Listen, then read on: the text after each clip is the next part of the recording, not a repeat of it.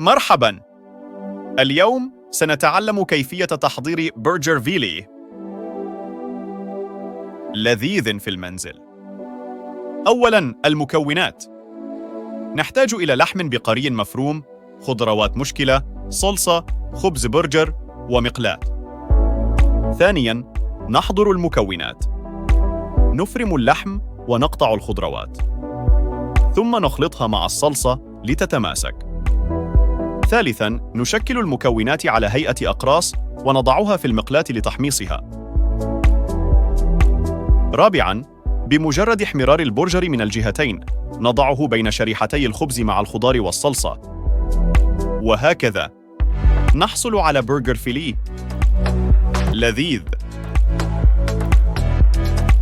أتمنى أن تجربوا الوصفة وتستمتعوا بها.